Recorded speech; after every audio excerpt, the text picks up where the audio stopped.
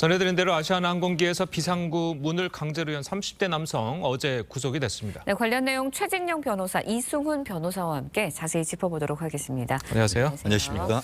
자, 이거 뭐 상공기의 문을 운행 중에 연다. 이거 상상하기 좀 힘든데 이 비행기 구조가 도대체 어떻게 돼 있길래 문을 열 수가 있었던 거예요? 그렇습니다. 말씀하신 것처럼 비행기가 날고 있는 경우에는 기 내에 있는 기압과 외부의 기압 차이가 상당히 많기 때문에 예. 아무리 열려고 해도 손으로는 한마디로 수동으로는 개방되지 않는다라고 합니다. 네. 근데 이착륙 시 같은 경우에는 특히 이처럼 중형기 정도 되는 케이스 같은 경우에는 착륙하는 속도가 시속 한 240km. 예. 아시다시피 KTX가 한 300km 정도 달리고 그렇죠. 또 요즘 고성능 차 같은 경우에는 240km 정도는 아마 충분히 갈 겁니다. 예. 그러다 보니까 한 그 정도 같은 경우에는 기압차가 크지 않다 보니까 의도적으로 문을 열려고 하면은 개방이 될 수 있도록 돼 있는 것 같은데요.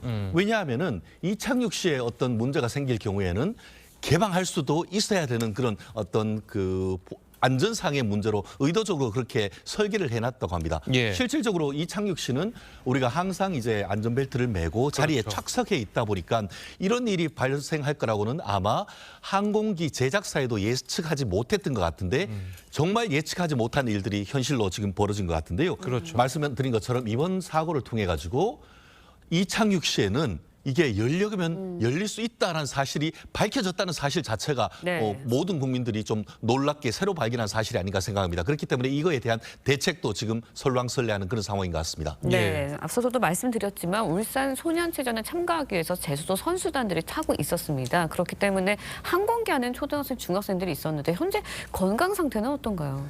굉장히 좀 공포감을 아직도 호소하고 있다고 해요. 그래서 이것들이 트라우마로 좀 남겨지는 것 같은데 네. 교육청에서도 이미 심리 치료가 들어갔다고 하고요. 8명의 선수와 코치진들은 배편을 이용해서 제주도로 돌아간다고 합니다. 그게 뭐냐면 비행기를 타는 것 자체가 공포감이 있어서 네. 그만큼 심리적인 압박을 받고 있다고 하고요. 특히 이 선수단들이 탔던 이 비행기 A321 200 기종 자체는 비행 중에 잠금 장치가 없다라고 해요. 그래서 비행 중에 잠금 장치가 있어서 문이 안 열리는 그런 비행기도 있다라고 합니다. 근데 이 비행기는 소형 비행기이기 때문에 아마 그랬던 것 같고요. 그래서 앞으로도 아시아나항공에서도 지금 피해 접수를 받고 지원을 한다고 하니까요. 네. 피해가 있으신 학생들이나 손님들은 빨리 피해 접수를 하고 치료를 받는 게 중요할 것 같습니다. 예. 네. 정말 어이없는 일이 벌어졌는데 피의자 있잖아요. 구속된 피의자. 이 30대 남성이라고는 하는데 자, 이 사람은 도대체 어떤 처벌을 받게 됩니까? 그렇습니다. 지금 뭐 영장 기재 범죄 사실 같은 경우에는 항공운항법상의 어떤 승객 폭행 등 죄로 지금 구속이 영장이 발부된 것 같은데요. 예. 법리적으로 조금 더 살펴본다고 하면은 항공안전법상의 승객 협조 의무 위반죄 그리고 형법상의 상해죄가 성립될 가능성이 클 것 같습니다. 실질적으로 지금 말씀드린 것처럼 항공보안법 23조에 보면은 승객 협조 의무가 있습니다. 특히 항공보안이나 운행을 저해하는 식으로 목적으로 해가지고 출입구나 탈출구를 임의로 조작할 경우에는 10년 이하의 징역에 처하도록 되어 있습니다. 벌금이 없습니다.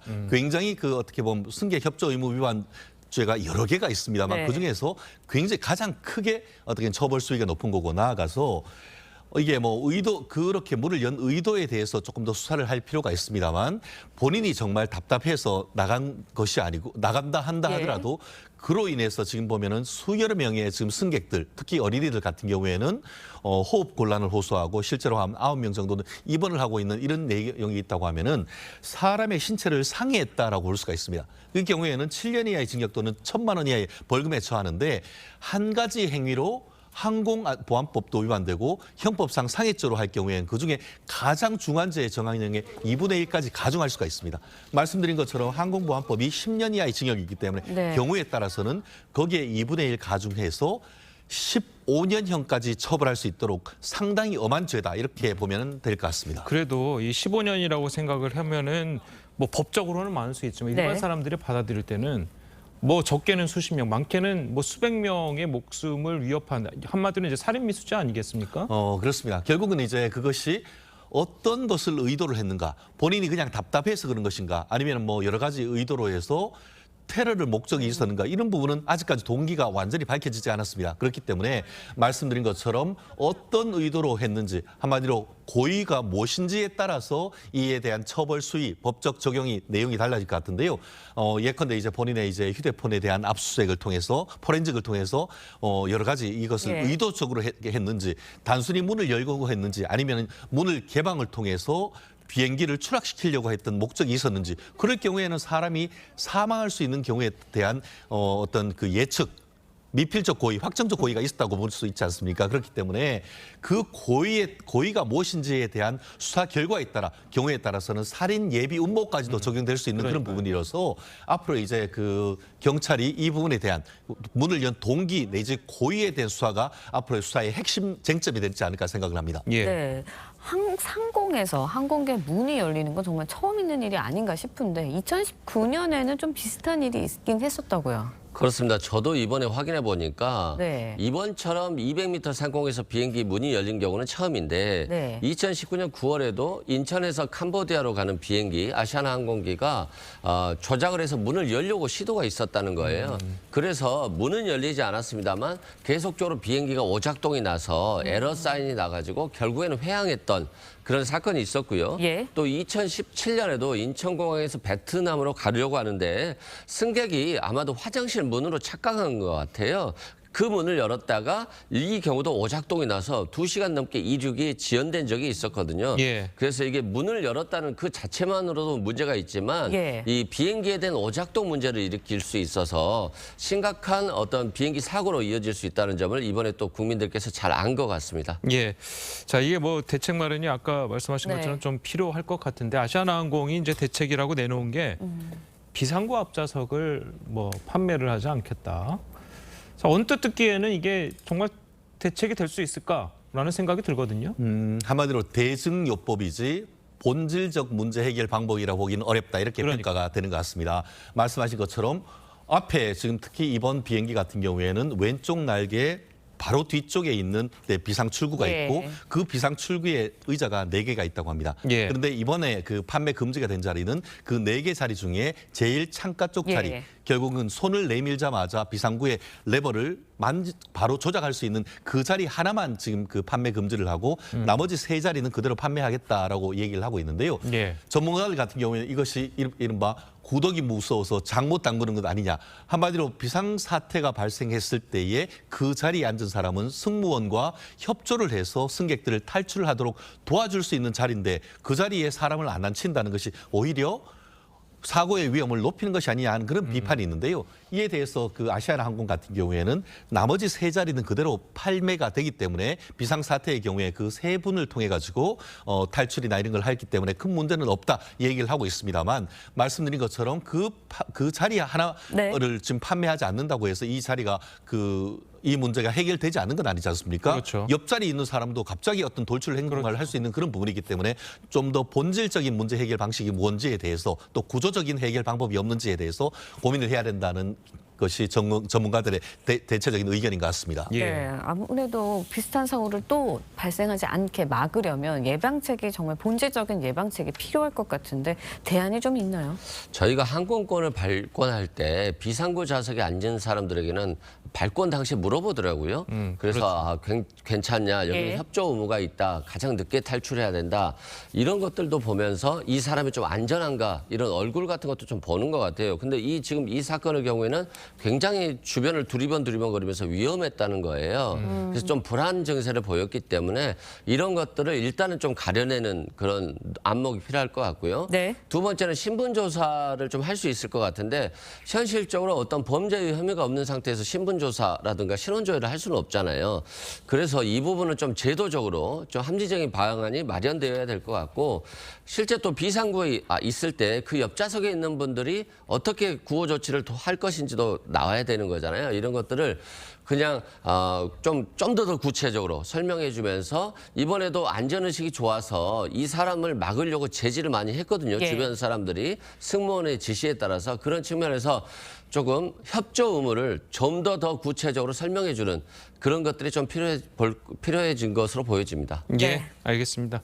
자, 저희 다음 이야기도 이어서 좀 해보도록 하겠습니다. 자, 김남국 의원 이야기를 좀 해볼 텐데요.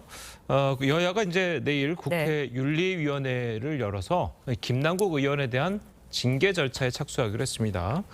자, 징계 절차를 착수했는데 이 징계 항목 중에 제명이 있잖아요. 자, 이 제명이라는 징계가 내려질 확률은 얼마나 있다고 보십니까? 사실 이 부분에 대해서 그 많은 국민들의 여론조사를 해보면은 예. 잦은 사퇴가 정답이다라고 생각을 하는 것 같습니다. 예. 그렇지만 잦은 사퇴를 거부했을 경우에는 그럼 잦은 사퇴에 해당하는 정도의 어떤 징계가 결국 제명일 수밖에 없는 것 같은데요. 결국 전체적인 어떤 국민의 총의는 제명 내지 스스로의 어떤 그 의원직 사퇴가 정답이라고 하지만 현실적으로 지금 여야 간의 어떤 정쟁 구도 속에서 제명까지 갈 가능성은 기존의 역사를 봤을 때나 현실을 봤을 때나 그리 높지는 않다라고 평가를 되는데요. 네. 지금 말씀하신 것처럼 지금 국회법 155조 같은 경우에는 4가지 징계가 있지 예. 않습니까? 공교회의에서의 경고, 또 그리고 또 공교회의에서의 사과, 또 30일 내에 출석 정지, 나아가 최종 가장 어떤 지금 높은 지위 순계가 이제 제명인 것 같은데요. 말씀드린 것처럼 여야 간에 물론 국민의힘도 지금 윤리위에 그 징계를 발의를 했고 민주당도 발의를 했다는 점에서는 말씀드린 것처럼 최고 수위의 징계 절차가 진행될 가능성은 있지만 한마디로 신고를 했다고 해서 그것이 절차를 거쳐서 최종 결정이 나올 때까지 계속 국회가 미루어서 있다 보면은 사실 내년 4월까지도 갈 수 있거든요. 그렇기 때문에 많은 국민들은 이 절차가 신속하게 어떤 식으로든 진행되기를 바라는 것 같습니다. 아니, 네. 그 지금 말씀하신 것처럼 징계가 이제 4가지 종류의 이제 징계가 있다는 것을 오늘 처음 한 국민들, 시청자분들도 많을 거예요. 근데 징계 내용을 보면 경고, 사과, 30일 이내에 출석 정지. 그 다음이 바로 징계예요. 이 중간이 없는 것 같은데 뭐 이렇습니까? 결국 이 부분의 입법 취지는 그런 것 같습니다. 그 300명의 그 국회의원은 국민들이 직접 뽑은 국민의 대표다라고 하는 거라 생각을 하는데요. 결국 그 4가지 중에 30일 이내에 출석 정지가 우리가 현실적으로 볼 수 있는 정도의 부분인데 30일 정도의 출석 정지만 가지고 이 사안이 그러니까요. 해결될 것이냐. 예. 그렇다고 해서 지금 뭐 제명? 바로 제명을 하는 것이 맞느냐. 그 가운데 어떤 그 나름대로의 어떤 중간 수준의 예. 어떤 징계가 있어야 되지 않는가 하는 그런 내용이 있는데 말씀하신 것처럼 제명은 조금 어려운데 그보다 조금 더 강한 수준은 없을까? 이런 부분에 대한 어떤 입법적인 대안도 모색해야 되는 시점이 아닌가 생각합니다. 예. 네, 국회 윤리위에서 이제 김남국 의원에 대한 징계가 결정이 되더라도 국회 본회의에서 제적의원 3분의 2 이상의 찬성을 받아야 징계가 확정이 됩니다. 근데 이제 국회가 이제 민주당이 다수당이지 않습니다. 그렇기 때문에 사실상 징계가 내려질 수 있을까? 여기에 대해서도 의문이 드는 점들이 많아요. 일단 징계는 내려질 것으로 보여져요. 다만 제명이라고 하는 징계가 내려질 것인가 이제 이게 문제인 거고요. 그러니까요. 1979년에 김영삼 전 대통령에 대한 제명 이후에 한 건도 없거든요. 예. 그렇기 때문에 제명이라고 하는 것이 굉장히 어렵다. 다만 이제 국민들께서 김남국 의원 잘못한 거 아니야? 뭐 제명해야 되는 거 아니야? 이런 의견도 충분히 있습니다. 예. 그럼에도 불구하고 이제 도덕성 측면에서 상임위 시간에 코인을 했다. 이건 굉장히 비도덕적인 거잖아요. 비도덕성은 확인이 됐습니다만 위법성 있는지 여부는 확인이 안 됐잖아요. 그렇기 때문에 다른 사건과의 형평성을 고려하지 않을 수 없을 것 같아요. 이미 38건의 사건이 계류 중에 있고 예를 들어서 성폭행 사건이 있었다거나 뇌물 사건이 있었다거나 심지어 구속된 분들도 있잖아요. 재판받고 있는 분들도 있는데 이분들에 대한 제명이 없는 예. 상태에서 사실관계 확인이 안 됐는데 제명하는 것이 정말 법치주의에 맞을까에 대한 고민이 있는 거고요.